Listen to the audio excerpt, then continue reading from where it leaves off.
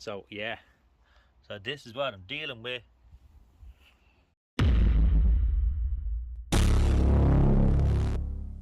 Okay, so the rain has kind of calmed down a bit here, so I'm using one of these to get the screws out of here and here. You kind of need that angle sort of, you know, to get screws out of like this area because the wheel is in the way, and then up here as well. You can use a normal screwdriver or a smaller stubby screwdriver, but I just have this and it's just handier for me.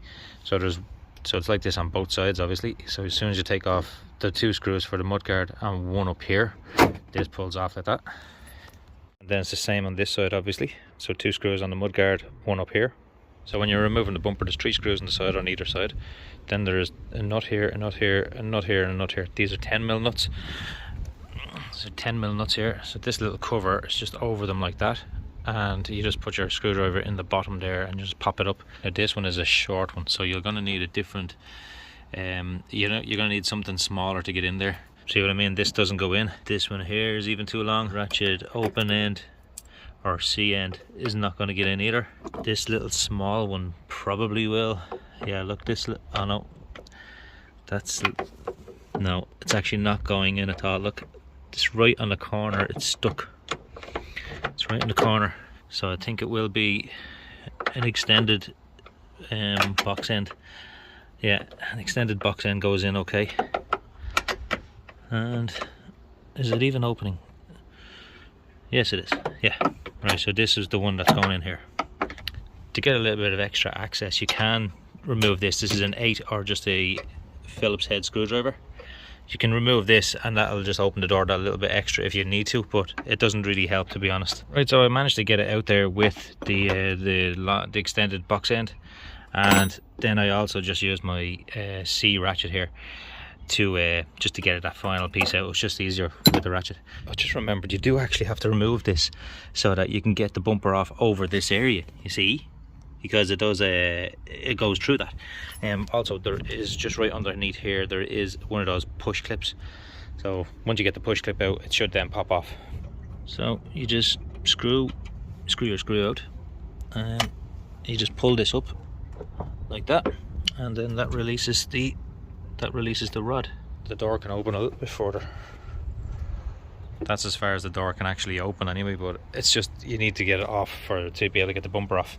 Right, okay, so I took this part of the bumper off, but this side is more difficult, and I'll show you why. Because you have this plastic piece here right in the corner, this is just plastic, and that is attached by a couple of 10mm bolts on the opposite side of the door. Without taking that off, I can't take the rest of the bumper off. As you can see, it's sort of half off here, but this plastic piece will not allow me to get the bumper out. See, up here and here. Now if I remove this 10mm and this 10mm, I think there's another one in behind this to allow that to come off. Right, so I can't get the bumper off because of that. But here's the thing, I'm after taking the bumper down and having a look in at where this is, and where that is just down here, but there is no water getting in there anyway. There is no water getting in around that direction. Now there is water over here, you can see it up there. So unless it's just going down through the center of this or something, or maybe squeezing in here, but I'm trying to see in through the holes here to see, can I see any water coming through? But even when I take this off here, it's pinched, sealed, so it's possible that it might be coming in like here, but it doesn't really look like it is. It doesn't look like it's wet, and it's raining out now, so it should be getting wet now. But it's pinch sealed there, and so I don't know where it's getting in still. I know it's coming in this direction, but I reckon it can be coming down. It's probably coming down here and going in through this way or something. I'm dropping tools. I even dropped this thing here. I'm dropping it all into the puddle, so I'm going to get rid of the puddle. Look, half a bucket, half a Spider-Man bucket full of water there. This pipe here, this pipe is for the rear window washer. So when I spray my water bottle, it comes down through there and goes through this. But that doesn't look the best. That looks like it has had some work done on it. So is it leaking back through, then going down the inside down there, and then going down through here? I'll be honest, I don't think it is actually getting in here. Like you can see here, right, this is where the chill goes through, but there is no water damage down there. There's no water damage down that direction, so I don't think it is coming through that. I still don't know where it's coming from, to be honest. Unless it's just coming down through this somehow here. I'm going down through there. I have no idea where it is. It must be coming through here. It must be coming through here somewhere. I can't tell. I honestly don't know. Oh, hold on, maybe going down through here.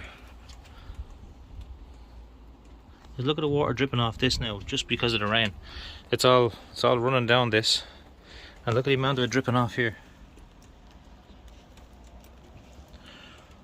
So is that where the problem is?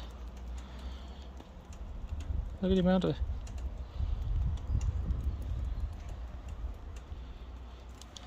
Look at that.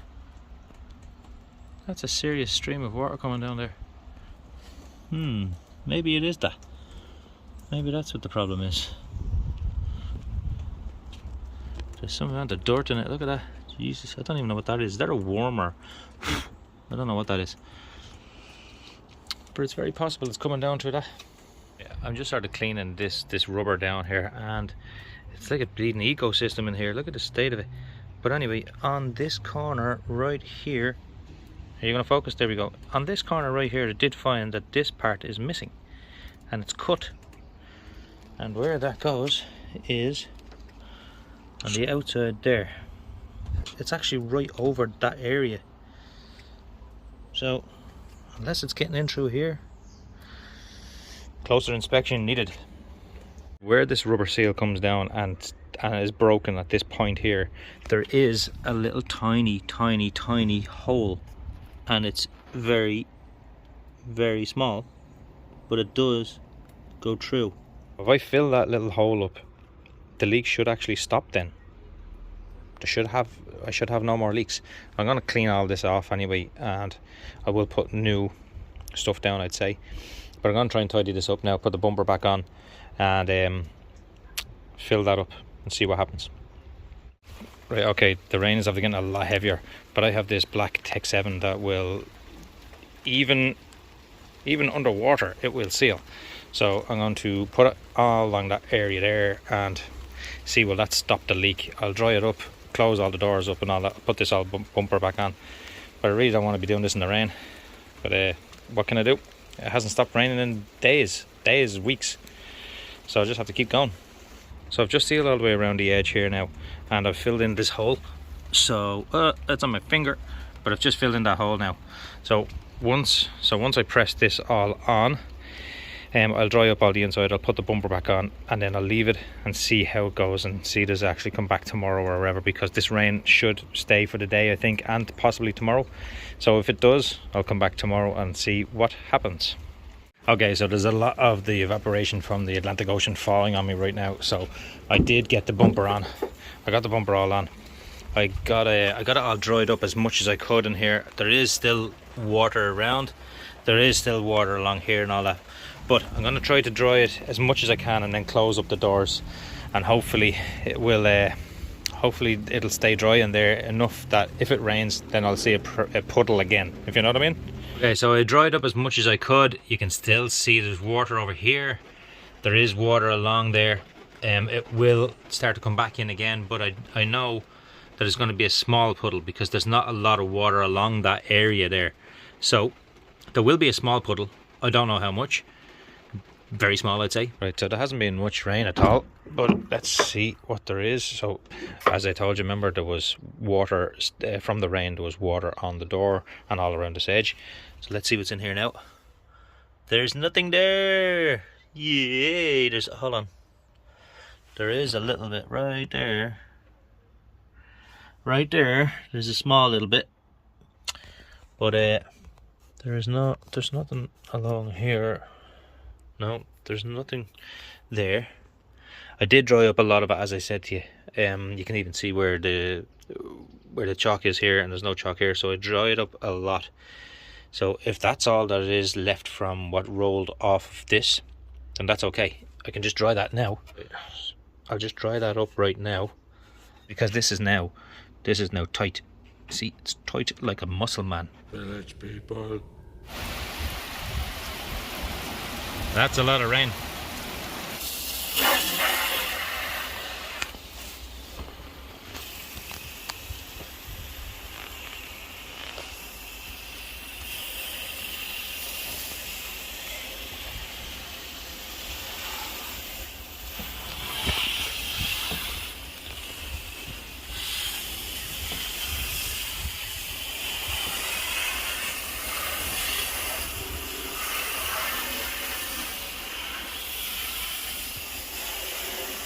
Right, so it's been a few days and it has been raining over the last couple of days, and I just drowned the car with a garden hose.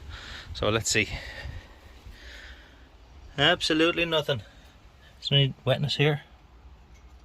No. There's no wetness along here. This is really on there. So good luck to the next person getting that off anyway. Oh, come on, get up. No, missed him. But yeah, I think that's all finished now. I think it is, like, for the last 2 days it has been really raining, and yeah, and there's no water in here.